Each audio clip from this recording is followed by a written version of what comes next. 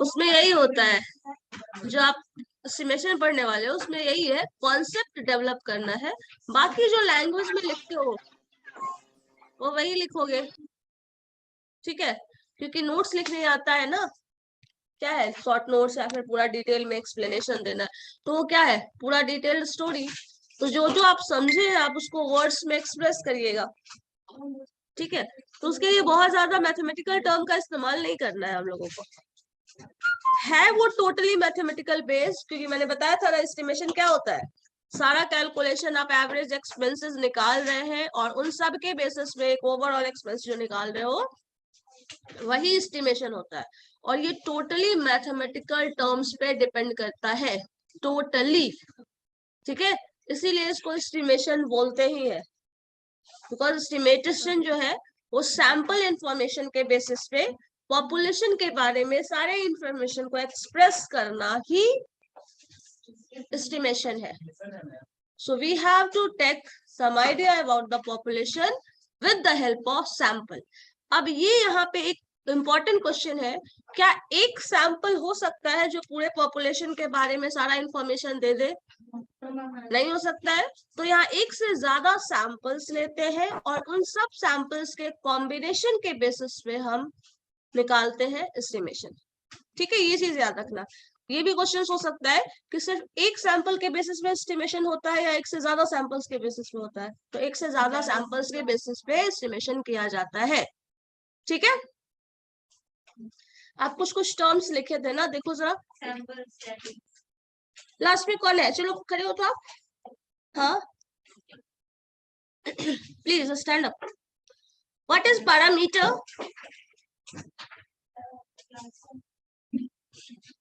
Parameter क्या है? Class की हो ना? नहीं की हो तुम थी, चलो खड़े हो तो। What is parameter? पैरामीटर क्या है बोलो? हाँ, the statistical constant of population. Yuvraj खड़े हो जाओ तो।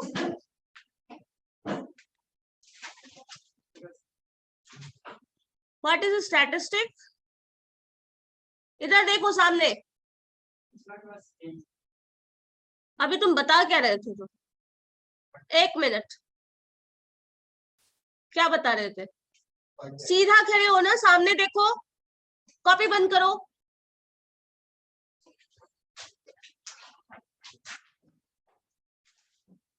हमेशा वही बिहेवियर रहेगा तुम्हारा, सामने खड़े हो सीधे, इसको सीधा बोलते हैं। अब यहाँ पे जियोमेट्री समझाना पड़ेगा मुझे, उसको सीधा बोलते हैं जैसे तुम देख रहे हो साइड में। प्रीति के क्लास में भेजे क्या?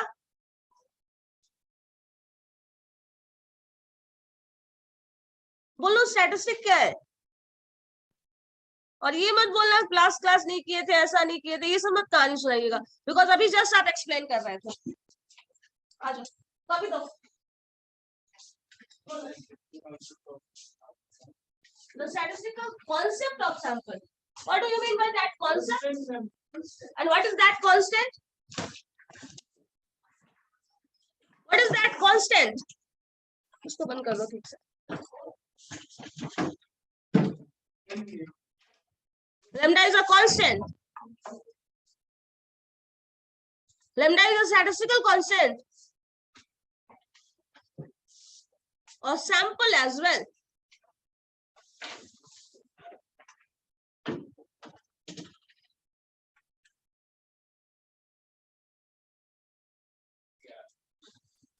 बताने वक्त तो बिल्कुल नहीं बोलते हो तुम, जब हम किसी और से क्वेश्चन पूछ रहे हैं तो फिर तुमको बोलने की क्या जरूरत है उसमें?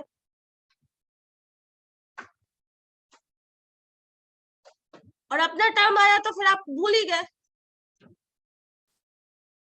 सामने बैठ के थे यहाँ के, इधर बैठ के, इधर वाले रूम में। उसको तो मैंने नहीं बोला।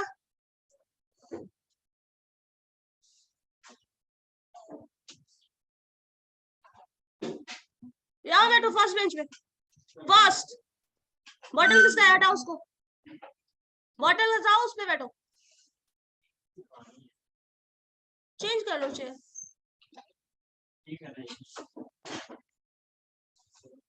तुम्हारे पास जितना बहाना होगा उसके पास, मेरे पास सबका ऑप्शन है, सबका है।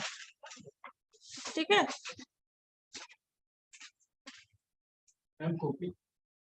पहले बता दो तुम। Statistical constant ma'am. हाँ, तो स्टैटिस्टिकल कांस्टेंट्स का मैंने एग्जांपल पूछा, what are that statistical constants. क्या याद है अभी?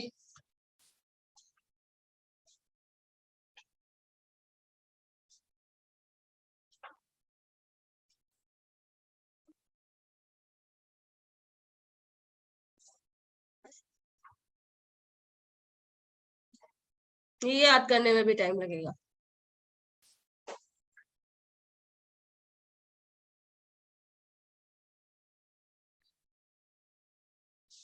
ऑनलाइन में सब लोग कैमरा ऑन कर लो। बताओ तुम्हारा एग्जाम अभी तक क्या तुमको याद है? तुमको ये भी नहीं पता है मैंने क्या क्वेश्चन पूछा था? भूल गया तुम?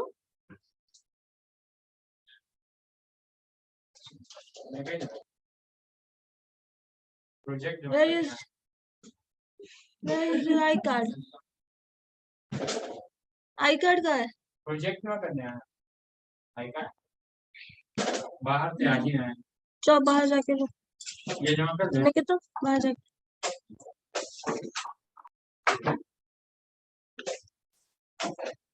मन से एग्जाम्पल पता है पॉपुलेशन का? और कुछ?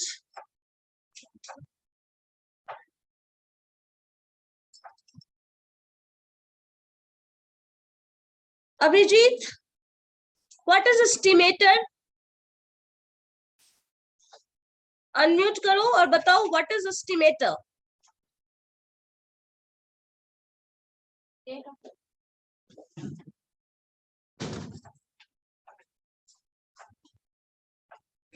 अभिजीत अनम्यूट करके बताइए एस्टिमेटर क्या है। सोचने देना पड़ेगा। सोचने से आंसर आ जाता तो पता नहीं कहाँ ही तुम लोग पहुंच गए होते।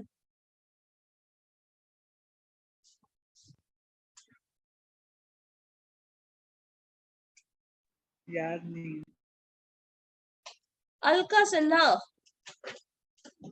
What is estimator?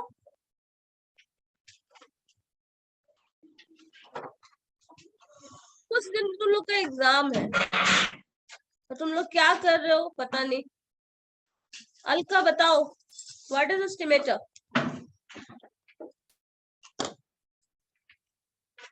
नहीं आते मैम।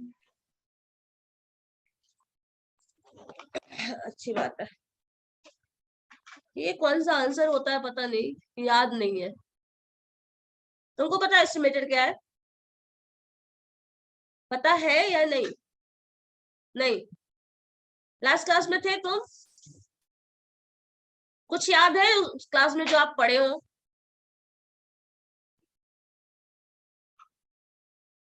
कुछ भी ऐसा टर्म याद है जो आप उस क्लास में पढ़े हो? स्टैटिस्टिक्स क्या है बोलो?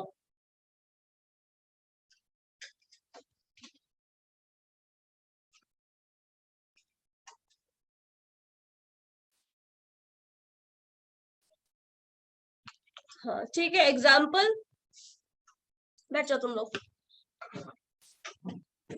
क्या है वो?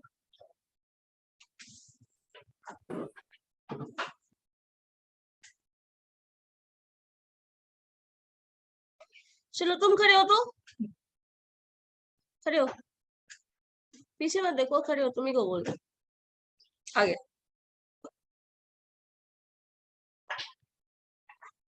एस्टिमेटर क्या है पता है? हाँ, एब्सेंट थे, खड़े हो, बोलो। Estimator is the function estimator is the function in which we with the help of this we can find population of parameter. Population of parameter, parameter of population. Parameter of ठीक है बैठ। और estimate क्या है तुम बताओ तो? What is estimate?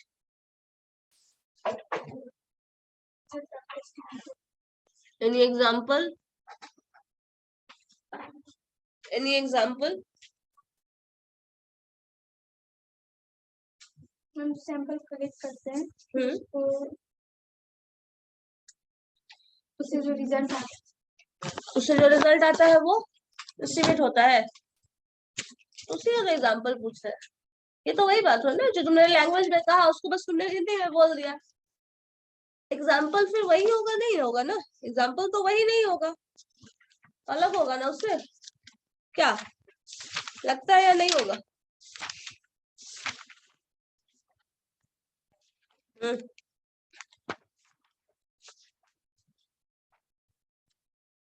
Example भी वही होगा। मेरे हिसाब से तो नहीं होना चाहिए, अगर तुम्हारे हिसाब से होगा तो हम मान लेंगे।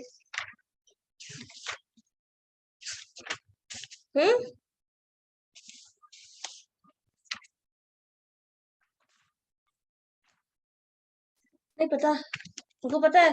बोलो।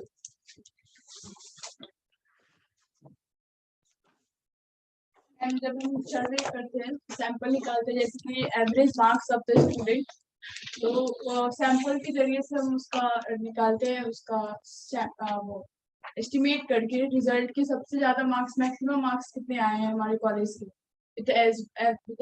मैक्सिमम मार्क्स नहीं निकाल सकते, ऐसे मैक्सिमम मार्क्स निकाला जाता है कभी कभी। पास कितने सारे स्टूडेंट पास हुए हैं और एवरेज मार्क्स क्या है ये बोलना ज्यादा आसान है।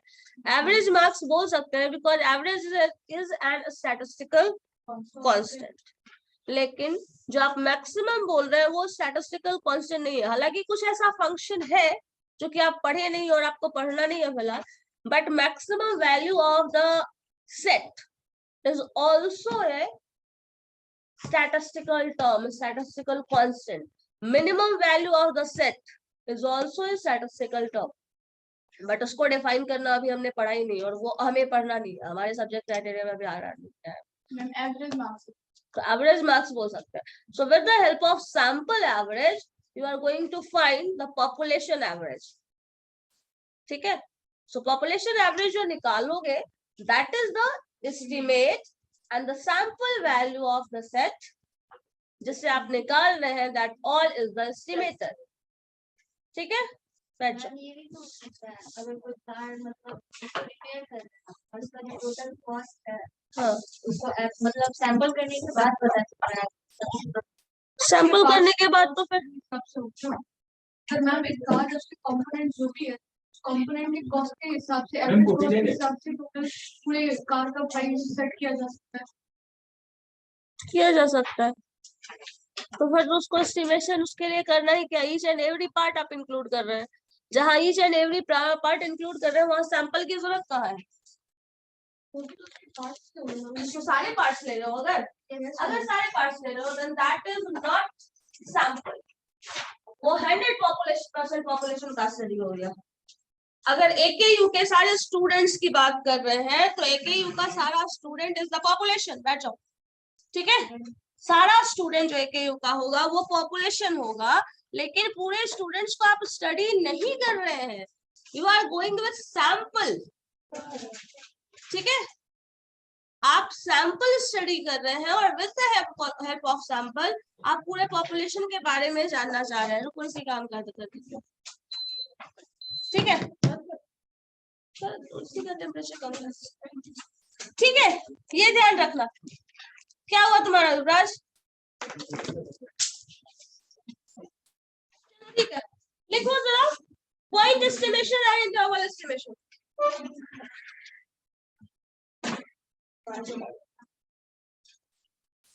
पॉइंट एस्टिमेशन लिखो और interval estimation.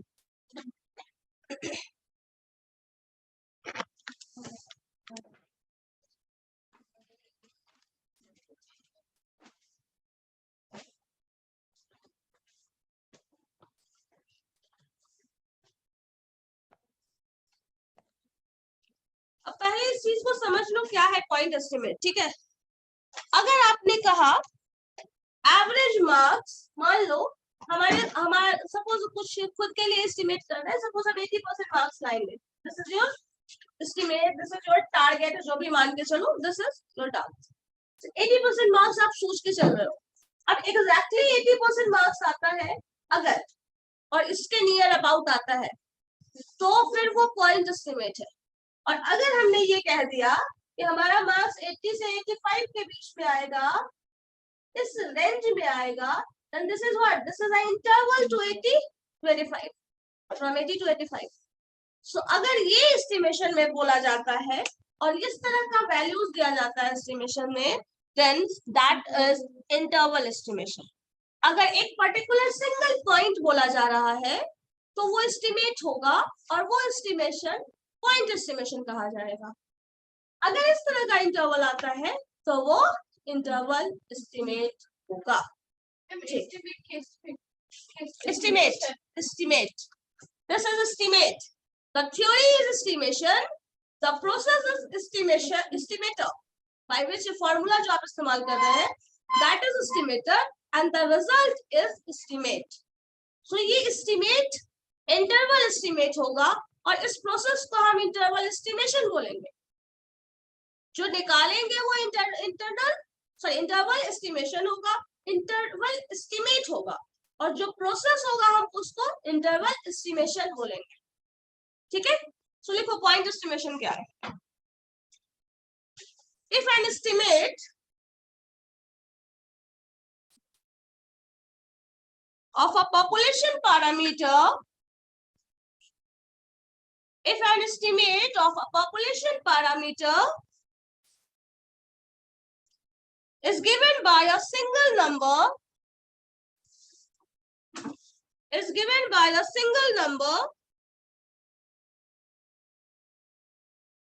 then it is called point estimate.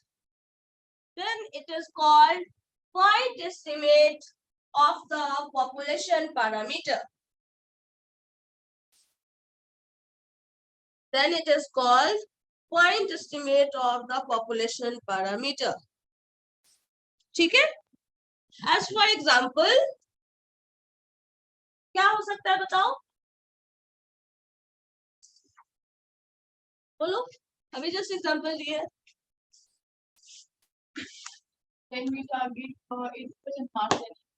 हो सकता है ये भी, और अचीव करें या नहीं करें वो अलग बात है। एस्टिमेट हमारा 80% का है।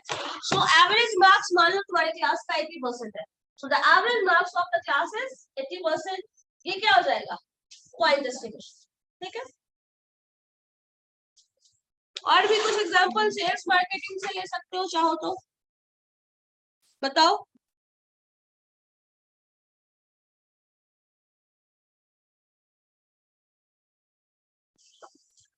बोलो।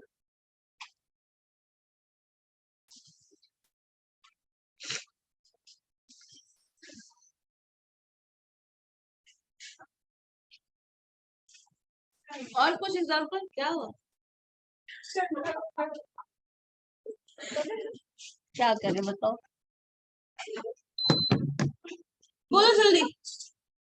और कोई एग्जांपल? और कोई एग्जांपल? ऑनलाइन में कोई और एग्जांपल दे सकता है कुछ? 50% तो फॉर्म भरने का कंडीशन ही होता है, उस कंडीशन का तुम एस्टिमेट क्या निकालोगे? अजीब सिचुएशन है भाई। फ्यूचर सेल फोरकास्ट अगर करें 80 90%, हाँ ठीक है, मतलब कोई भी नंबर 80 90 को फिक्स किया गया future cell.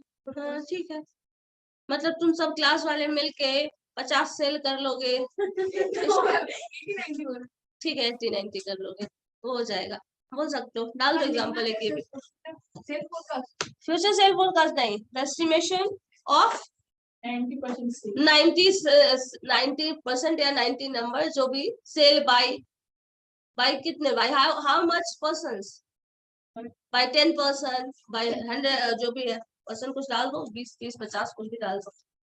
In a day कर दो, in a day, in a month, in a week, जो होगा वो होगा।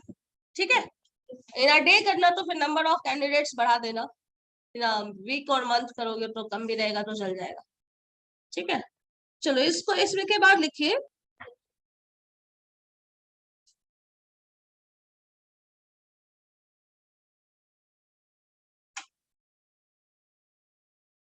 चलो, if one must rely on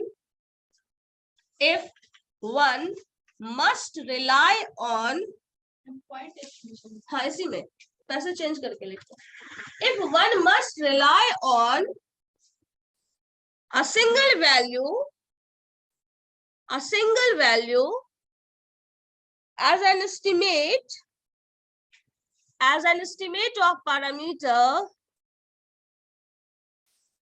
it is desirable to select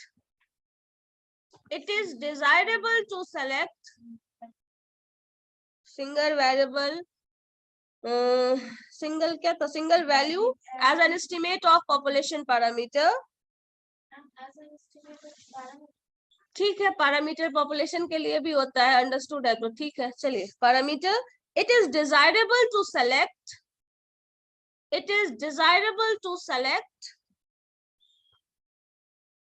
the random variable which is expected to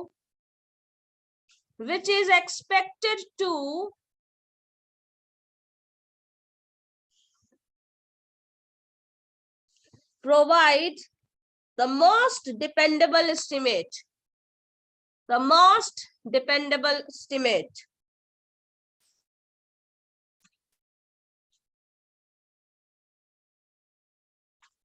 And we can have several estimators.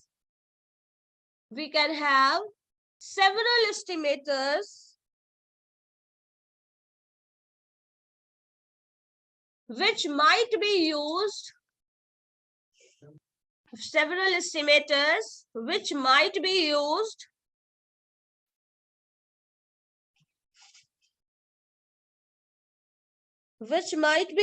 for estimating the same parameter. इस line का मतलब समझ में आया? कुछ नहीं, अगर हम बताएं तो शायद समझ में आ जाए। देखो, जैसे मान लो, सपोज आपके पास अभी जस्ट मैंने बोला है एवरेज सेल, ठीक है, एवरेज सेल्स की बात आप कर रहे हैं, और एवरेज सेल्स को आपको एस्टिमेट करना है। इसको कितने वेरिएबल, कितने पैरामीटर या एस्टिमेटर स्टैटिस्टिकल टर्म से एक्सप्रेस किया जा सकता है? एवरेज को कैलकुलेट करने के लिए मीन भी इस्तेमाल होता है, मीडियन भी और मोड भी। सो with the help of all these estimators we can estimate this, ठीक है, और जो सबसे अच्छा रिजल्ट देगा, that is the most desirable, reliable estimator of this parameter. समझ आया? ये लिखे हो लास्ट में। ऐसा एक सिंगल टर्म भी होता है जो एस्टिमेट किया जा सकता है जिसके हेल्प से, और लास्ट लाइन में उसमें मैंने इंक्लूड किया है, there are several estimators for estimating the same parameter, है ना? तो इसमें से बहुत सारे एस्टिमेटर्स हैं। जैसे मान लो एवरेज सेल आपको पता करना है तो आप इन तीनों में से किसी के हेल्प से कर सकते हैं, लेकिन कौन सा ज्यादा अच्छा होगा, कौन सा ज्यादा रिलायबल होगा, best suited at that particular time हो सकता है, उसके हिसाब से हम ले सकते हैं। ठीक है मैम? हाँ बोलो। मैम, इनके लिए फिर इनका भी यूज हो सकता है ना, क्वार्टाइल डेविएशन का? आप जैसे बताए हुए थे, जब स्टार्टिंग पोजीशन पे कोई भी बिजनेस होती है या मतलब कि एंड पे होती है, तो वो उनका एक्सट्रीम कंडीशन होता है, ऑन एवरेज मतलब कि हम बीच वाला ले सकते हैं ना फिर क्वार्टाइल डेविएशन से। देखो, तो जब तब हम वो देखेंगे ना, वहाँ डेविएशन हमें मेजर करना है, मतलब फ्रॉम द स्टार्टिंग पॉइंट या फिर Q3 Q1 जो भी वैल्यू ले रहे हो, उस डिफरेंस में, उस गैप में क्या एवरेज रहा है, अगर वो निकालना है तो फिर निकालो, कोई दिक्कत नहीं है। ठीक है, लेकिन तुमको सिर्फ एवरेज सेल निकालना है for this particular month, for this particular year, तो फिर उसके लिए उसकी जरूरत नहीं है ना क्वार्टाइल डेविएशन की। ओके, है ना?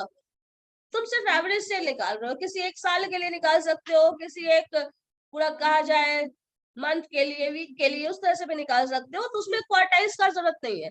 अगर जरूरत है और उसमें हमें कभी उसको स्टडी करने की जरूरत पड़े तो फिर निकाल सकते हैं, बट अगर जरूरत नहीं है तो फिर इन्वॉल्व होने की जरूरत नहीं है, डेविएशन में क्यों जाएंगे हम। हमें एवरेज सेल एस्टिमेट करना है। अब एवरेज के लिए ये तीनों टर्म इस्तेमाल होता है, करो निकालो, और भी होता है, ज्योमेट्रिक मीन भी है, हार्मोनिक मीन भी है, बट वो आपको नहीं पढ़ना है तो फिर हटाओ, बट और भी तरीका है, ठीक है, यही है पॉइंट एस्टिमेशन। चलो इसके बाद लिखो इंटरवल एस्टिमेशन।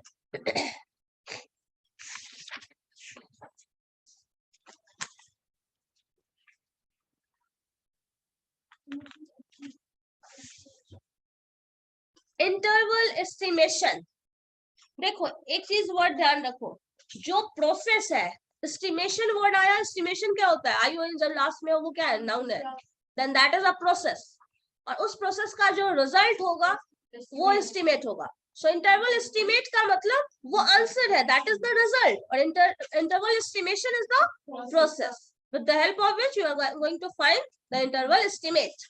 ठीक है, लिखो interval estimation, an estimate of the population parameter, an estimate of the population parameter given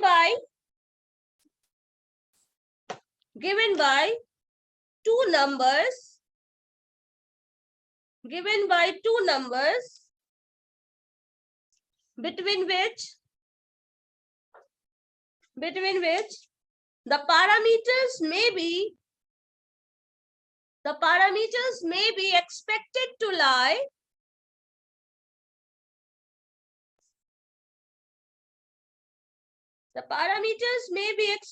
to lie is called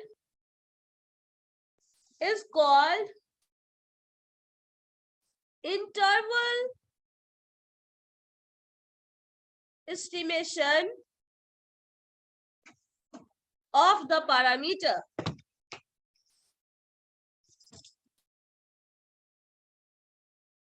And the result of this estimation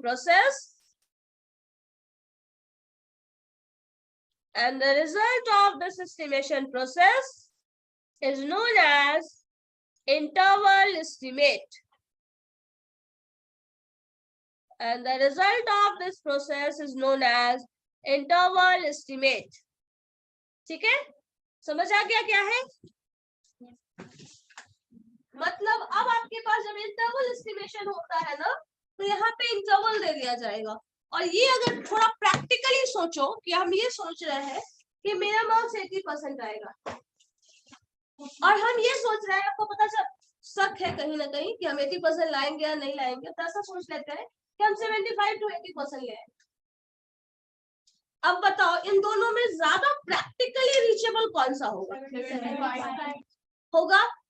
क्योंकि जब आपने इंटरवल दे दिया है तो इसके आसपास कहीं भी हो सकता है और वो रिजल्ट प्रैक्टिकली ज्यादा पॉसिबल है। लेकिन अगर 80% और एग्जैक्ट 80% की बात करेंगे तो ये रीचेबल नहीं होगा, थोड़ा मुश्किल कहीं ना कहीं हो सकता है।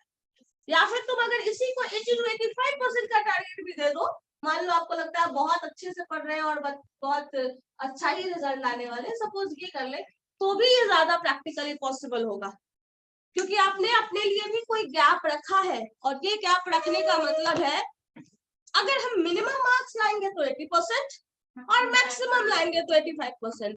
तो मिनिमम मैक्सिमम दोनों चीज को दिमाग में रख के फिर आप काम करेंगे, प्लान करेंगे और जो भी करेंगे।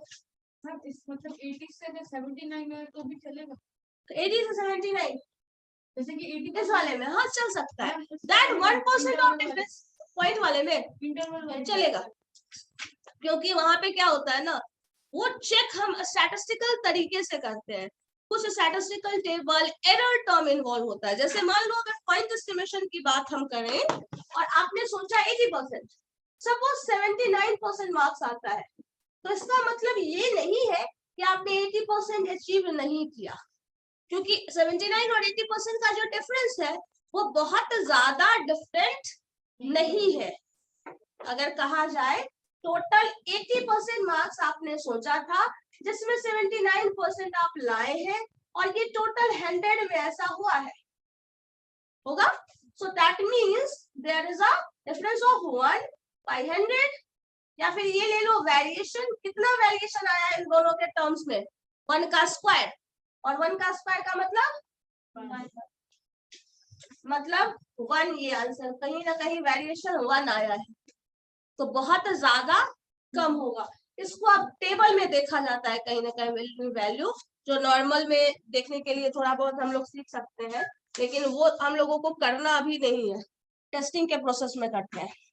ठीक है, तो वो टेस्टिंग का प्रोसेस अभी हमारे स्टडी सिलेबस में नहीं है, तो जरूरत नहीं है वो करने की। लेकिन इसका जो गैप है इन दोनों का, इसका जो वेरिएशन आता है वो वेरिएशन डिवाइड किया जाता है। मतलब ये जो हम लिखे हैं इसका मतलब ये है, there is a statistic z x minus जो आपने टारगेट रखा था, एक्सपेक्टेड वैल्यू ऑफ x, या एस्टिमेटेड वैल्यू है, ठीक है, divided by under root variance of x, जो वेरिएशन आया है। ठीक है, अब इन सब के बेसिस पे जो भी आएगा वो नॉर्मल डिस्ट्रीब्यूशन फॉलो करता है 0 1, बट इतना तो अभी आपको नहीं जानना है, बट इसमें ऐसा होता है और इसी वेरिएशन के बेसिस पे आप जजमेंट करते हैं। उस हिसाब से अगर एक नंबर का डिफरेंस आ रहा है तो वो बहुत ज्यादा डिफरेंस नहीं है, लेकिन अगर वो डिफरेंस ज्यादा हो सकता है, वो सिग्निफिकेंट तब हो सकता है जब बहुत कम मार्क्स की हम बात करें, तो हो सकता है वो सिग्निफिकेंट हो जाए। मतलब अगर 100 नंबर में 100 काम करना है, 100 सेल्स की बात कर रहे हैं, अगर कोई एक सेल नहीं हो पाया, 100 का आप टारगेट लेके चले थे, 99 हुआ, तो क्या आप ये मान सकते कि आप फेल हो गए? नहीं मान सकते। मतलब there is a gap, there is a difference between what you have expected and what you have observed, but that difference is not significant, so हम उस चीज को इग्नोर कर सकते हैं। तो वहां से अगर इग्नोर हो सकता है तो माना जा सकता है कि ठीक है, चलेगा उतना। जैसे 100 और 99 वाला मैंने बोला, 80 मान के चले, 79 आया तो बहुत ज्यादा गैप नहीं है, तो आप ये मान सकते हैं कि हमने जो किया वो सही है। लेकिन अगर इस केस में ये चीज होता है तो भी आपको लोअर लिमिट के हिसाब से और अपर लिमिट के हिसाब से फिर से वहां पे वही जजमेंट और चेक करके देखना पड़ेगा। ठीक है, तो ये हमें सीखना पड़ता है, बट ये अभी इनिशियल स्टेज है, तो अभी उतना हम लोग नहीं जाते उसमें। नेक्स्ट सेम में तुम लोगों को एक पेपर ही पढ़ना पूरा एस्टिमेशन, शायद सिलेबस देखे भी हो, नहीं देखा होगा, देखना। ठीक है, सो इंटरवल एस्टिमेशन ये। इसके बाद लिखिए एक line,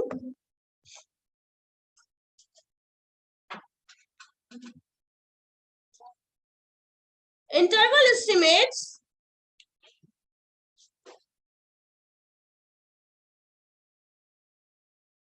interval estimates indicates that there is a precision and accuracy, indicates that there is a precision and accuracy, precision and accuracy, precision, precision, precision,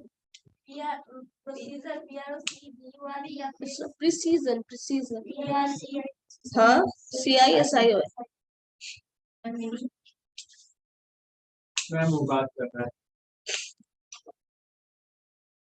अब तुम पीछे पलट के क्या दो? मैम मेरे को डिस्टर्ब हो रहा है। ठीक है, precision and accuracy of an estimate. So क्या लिखे हो स्टेटमेंट, फिर से पढ़ो। Interval estimates indicates that there is a precision and accuracy of an estimate. हाँ, and it is preferable over point estimate, over point estimate.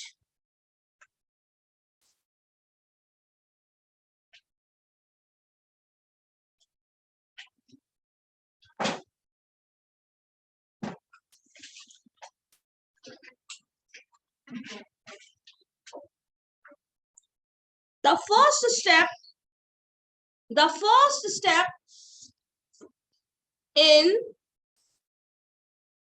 constructing a confidence interval, the first step in constructing the confidence interval is to decide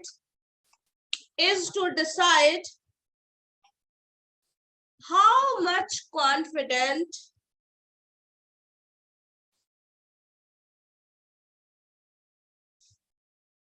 you are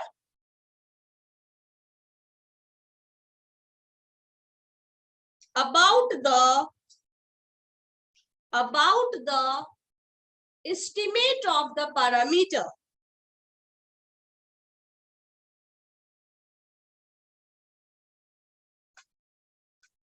Suppose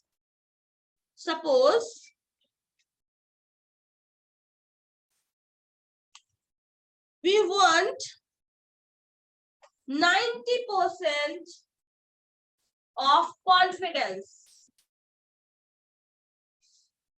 That means there is a 90% of chance. That means there is a 90% of chance that the parameter will lie. That means क्या तक लिखे हो? That means there is a 90% ना, 90% of chance that the parameter will lie between the upper limit and lower limit. Between the lower limit and upper limit लिखते हैं. Lower limit and upper limit. अब ये क्या है जरा देखिए, कौन सा नया टर्म आ गया फिर से, कॉन्फिडेंस इंटरवल नाम का चीज आ गया है. मतलब देखो, पहले तो हम ये डिसाइड करेंगे कि 80% से 85% के रेंज में हमारा मार्क्स आएगा या फिर आया है या फिर जो भी ये है. अब इस लेवल में आएगा, इस इंटरवल में आएगा, उसका कितना परसेंट चांस है. मतलब आप 80 to 85% मार्क्स टारगेट कर रहे हैं और वो टारगेट किस पे डिपेंड करेगा, आपके स्टडी पैटर्न पे, टाइम पे, जो भी एटीट्यूड आपका हो पढ़ने के बारे में उस पे डिपेंड करता है टोटली. सो आप जो जब ये सेट कर रहे हैं गोल या फिर जब भी आप ये सोच रहे हैं कि ऐसा कुछ आएगा तो कुछ कॉन्फिडेंस होगा ना. 90% कॉन्फिडेंस होगा, 95% होगा, 99% होगा, 98% होगा कि ये हो जाएगा. 100% होगा ये कोई नहीं होता, क्योंकि 100% का बात ही नहीं करोगे जब तुम स्टैटिस्टिकल मेथड की बात कर रहे हो. 100% बात एक ही जगह होता है, मैथ्स और फिजिक्स में. ठीक है, जब स्टैटिस्टिक्स की बात करो या फिर कोई भी सेल्स फोरकास्टिंग, एस्टिमेशन, जो भी प्रोबेबिलिटी, कभी भी आप ऐसी बात कर रहे हैं जहां फ्यूचर में होने वाला इवेंट या फिर जो आप काम करेंगे उसके बाद आपको रिजल्ट मिलेगा, तो वहां पे 100% कॉन्फिडेंस कहीं काम नहीं करता. प्रैक्टिकली वो 99% हो सकता है, 99.99 तक जा सकते हो, बट 100% वहां पे नहीं होता. सो आप ये टारगेट अचीव करेंगे with 90% of confidence. With 95% of the confidence भी हो सकता है, 99% भी कॉन्फिडेंस हो सकता है. इससे ज्यादा एक्सीड नहीं करेगा.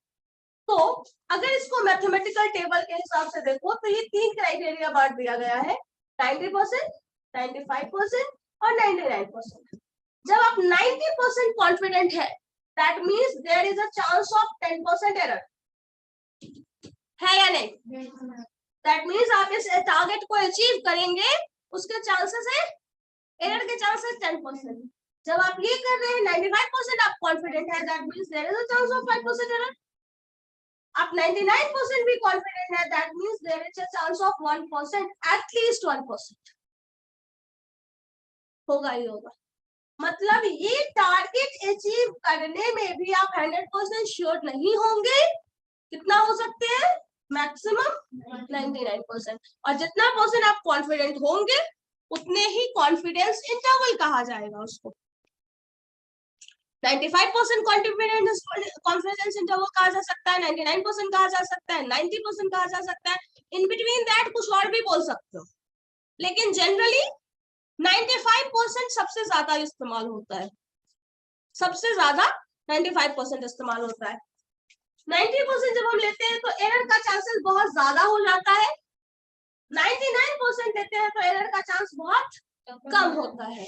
तो इतना अगर आप कर सकते हैं तो फिर उसको लीजिए, अदरवाइज मत ही लो. इसमें बहुत ज्यादा एरर है तो उतना रिलायबल नहीं है, तो ये है कि हर जगह शूट कर जाता है, 95% हर जगह सुटेबल है।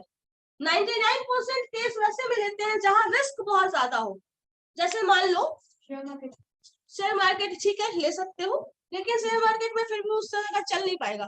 जैसे उसका एक प्रैक्टिकल एग्जांपल सबसे अच्छा ये है, जब आप मेडिकल की बात करते हैं, किसी ड्रग के इफेक्ट को देखना है, ठीक है, उसका इम्पैक्ट कैसा होगा, अच्छा होगा खराब होगा, देयर इज अ 90% चांस, 95%, यहाँ पे 99% श्योर होना आपको जरूरी है। आप एरर का चांस बहुत ही कम छोड़ सकते हैं, क्योंकि अगर एरर का चांसेस बढ़ेगा तो लाइफ रिस्क में ज्यादा आ जाएगा, ठीक है। तो आपको वहां पे 99% तक कॉन्फिडेंट होना पड़ेगा कि आपने जो लिया है, जो कर रहे हैं वो सही होगा। 100% एक्यूरेसी तो कभी होगी ही नहीं। तो आपको 99% श्योर होना पड़ेगा कि आपने जो कर रहे हैं, आप जो भी रिजल्ट उसका आएगा वो इस तरह से आएगा, ठीक है, उसका इम्पैक्ट ऐसा होगा। ये हो सकता है अगर यहाँ पे आएंगे, क्योंकि एरर का चांस सबसे कम वहां होना चाहिए जहां रिस्क ज्यादा है। कहीं भी जहां रिस्क ज्यादा है वहां गलती करने का चांस तुम बहुत कम छोड़ोगे, ठीक है। जिस भी फील्ड में रिस्क ज्यादा है, तुम 1 सेकेंड के लिए गए, कुछ इशू हुआ तो क्या होगा, ज्यादा रिस्की फैक्टर है। और जहां भी रिस्की फैक्टर है, जैसे शेयर मार्केट बोल रहे हैं, 1 मिनट के पता चला अप डाउन से हो गया, वैल्यू बहुत ज्यादा अप एंड डाउन हो गया, तो फिर तो रिस्की है ना वो। तो जहां रिस्क ज्यादा है वहां पे एरर हम कम लेंगे, और जहां रिस्क कम है वहां पे एरर का परसेंटेज अगर ज्यादा भी है तो चल जाएगा। लेकिन अगर कुछ नहीं पता है कि रिस्की है या नहीं है, then just take it as 95%, ठीक है। सो 95% इंटरवल हर जगह काम करता है। अगर रिस्की है तो भी चल जाएगा, नहीं है तो फिर चल ही सकता है। 90% आप नहीं ले सकते हर जगह, 99% श्योरिटी हर जगह मिल नहीं पाता है, ठीक है। बहुत ज्यादा मेहनत करोगे तो 99% श्योर होना कि इस इंटरवल में आ जाएगा, हो सकता है। मतलब जैसे जैसे आपका ये टर्म बढ़ेगा कॉन्फिडेंस वाला, ये वैल्यू अचीव करने का जो है चांस बढ़ जाएगा, ठीक है। यही होता है, और इसीलिए इसको कॉन्फिडेंस इंटरवल कहते हैं। कभी कभी जो इंटरवल एस्टिमेशन में जो टर्म इस्तेमाल होता है, that is all dependent on confidence interval. And what is confidence? जो परसेंटेज तुम्हारे पास पॉजिटिव एनर्जी है, मतलब पॉजिटिव पॉइंट है, वही बता रहा है कि वो ज्यादा कॉन्फिडेंट आप क्या है। मतलब आप 95% श्योर है कि आप जो काम कर रहे हैं वो होगा, बट आपने 5% एरर भी मान के रखा है कि ऐसा हो सकता है कि हम कभी नहीं पढ़ पाए। जैसे मान लो स्टडी का टाइम ड्यूरेशन को सेट करते हो, रोज 5 घंटे पढ़ेंगे, पता नहीं वो भी पढ़ते हैं या नहीं पढ़ते, बट 5 घंटे में मान लो 4.5 घंटे पढ़े, तो हम मान सकते हैं चलो ठीक है। 5.5 घंटे पढ़ते हैं फिर भी मान सकते हैं। एग्जैक्ट 5 घंटे पढ़ते हो, बहुत अच्छी बात है, जितना आप सोच रहे हो उतना कर रहे हो। लेकिन थोड़ा बहुत अगर आप और डाउन हो रहा है तो बहुत ज्यादा मुश्किल नहीं है, लेकिन बहुत ज्यादा हो जा रहा है वेरिएशन, तो फिर वो कंसिडरेबल नहीं है। मतलब जो आप सोच रहे हैं, जो कर रहे हैं, वो सब कहीं मैच ही नहीं कर रहा है, ठीक है। यही है इंटरवल एस्टिमेशन, ठीक है। लिखो आगे तो एक लाइन, इंटरवल एस्टिमेशन ये सब हम डेफिनेशन ही अभी करवा रहे हैं।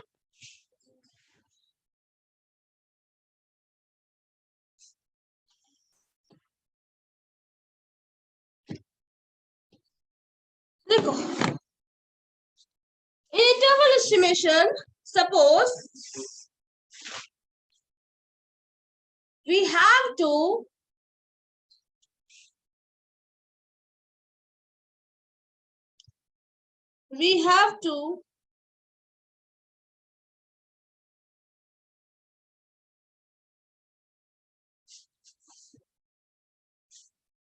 find the interval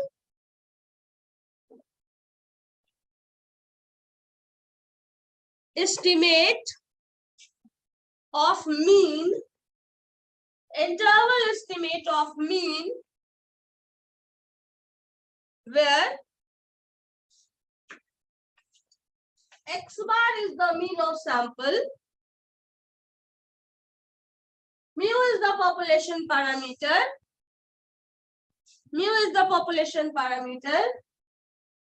sigma by root n is the standard deviation.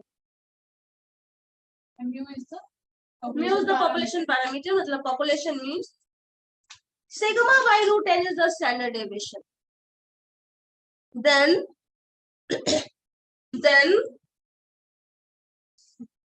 the standard, then z is equal to x bar minus mu by sigma by root n follows normal distribution with mean 0 and variance 1. 0 and variance 1. ठीक है. अब ये जो होता है, ये जो z है, ये z होता है वही 95%, 99%, 98% जो भी वैल्यूज है वो होता है. और ये टेबल में तुमको मिलेगा, नॉर्मल टेबल देखोगे तब मिलेगा. तो इसका कुछ वैल्यू या तो क्वेश्चन में ही गिवन होता है या तो आपको टेबल में देखना पड़ता है. तो ये वैल्यू गिवन होगा. सपोज यहाँ पे ये वैल्यू 1.96 है. The value of this z is equal to x bar minus mu by sigma root n. ये टर्म उधर चला जाएगा. That means sigma times root n into 1.96. 1.96 is equal to x bar minus mu. ठीक है. और ये जो term होता है क्या हो जाता है, x बार का आपको इंटरवल चाहिए, mu का चाहिए.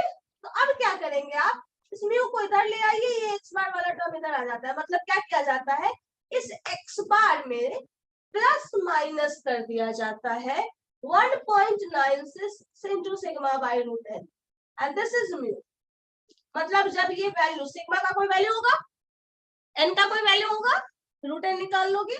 ये सारे वैल्यू को एक बार इस मीन में जो सैंपल से आया है उसमें ऐड कर दो, दूसरी बार उससे सब्ट्रैक्ट कर दो. ये जो म्यू है उसी में लाई करेगा. मतलब ये शॉर्ट इधर देख लो, मैंने एग्जांपल लेके बताया था. म्यू का वैल्यू मान लो 3 है, जो मैंने कैरेक्टरिस्टिक ऑफ नॉर्मल डिस्ट्रीब्यूशन में बताया था ना. म्यू का वैल्यू मान लो 3 है, सिग्मा का वैल्यू 2 है. ठीक है, 1 ही ले लो. Mu is equal to 3, sigma is equal to 1. 95% की जो इंटरवल है ये वैल्यू हम लेके चलते हैं. क्या होगा, z is equal to x bar कुछ होगा और ये x बार ही है. चलो इसको x बार ही लिखोगे, म्यू का तो वैल्यू निकालना है. तो यहाँ क्या होगा, x बार माइनस म्यू मतलब 3 minus mu by sigma by root n. तो सिग्मा 1 है, n का वैल्यू अभी हमें फिलहाल नहीं पता, लेकिन मान लो 1 बाई रूट n लिख लेते हैं. ठीक है, ये वैल्यू यहाँ पे 1.96 होगा. 3 माइनस म्यू करोगे, यहाँ पे 1 बाई रूट n का वैल्यू मान लो 100 ले लेते हैं. चलो कुछ भी, n का वैल्यू ये भी 100 ले लो. तो ये रूट n 10 हो जाएगा, ये इधर आ जाएगा. मल्टीप्लाई करो 1.96 इंटू ये उधर जाएगा तो क्या हो जाएगा, 1/10 इधर मल्टीप्लाई होगा ना, लिखते हैं 1/10, 10/1. This is equal to 3 minus mu. तो म्यू यहाँ से मिल जाएगा, म्यू का रेंज ये 3 इधर आ जाएगा. इन सबको सिंप्लीफाई कर लोगे तो 3, ये जो 3 इधर आया है वो प्लस माइनस दोनों हो जाएगा. 1.96/10 प्लस कर दोगे तो जो वैल्यू आएगा वो एक रिजल्ट होगा, और माइनस करोगे तब एक रिजल्ट होगा. जो दोनों वैल्यू आएगा वही उसका लोअर लिमिट, एक आपका लोअर लिमिट आ जाएगा और एक आपका अपर लिमिट आएगा. इस रेंज में अगर लाइक करता है तो ठीक है, मतलब आपका जो आंसर आएगा वो सही है. अदरवाइज वो फिर उस रेंज में नहीं आ रहा है, मतलब आप जो भी एस्टिमेट करके लाए हैं वो रिजल्ट उस कंडीशन को फॉलो नहीं कर रहा है. मैम z इक्वल्स टू 1.96 ये टेबल में मिलेगा. z क्या इंडिकेट करेगा, z is the area under this curve. 1.96 का मतलब 1.96 एरिया. नॉर्मल डिस्ट्रीब्यूशन का होता था उसके जो टोटल अंदर जो एरिया है वो एरिया का इंटरवल कॉन्फिडेंस उसकी बात करें. मैम z कॉन्फिडेंस हाँ 1.96 कांस्टेंट. हाँ, हमेशा 95% में 99% में जैसे मतलब मैथ्स में ऐसा था पाई का वैल्यू लाइक वैसे ही. हाँ, वो एरिया का फिक्स वैल्यू. वो क्वेश्चन में दिया रहेगा, वैसे तुम लोगों को इतना करना नहीं है, बट इंटरवल एस्टिमेशन क्या है उसमें वो चीज बताना पड़ेगा ना, इसलिए। आपका टाइम हो गया, थोड़ी वेट करो। ओके चलो ठीक है। Thank you ma'am. मेरे बाद किन की क्लास है? ओ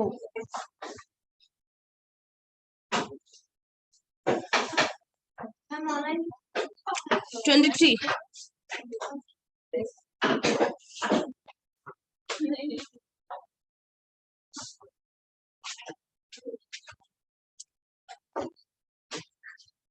चलो ठीक है, फिर हम लोग नेक्स्ट क्लास में करें।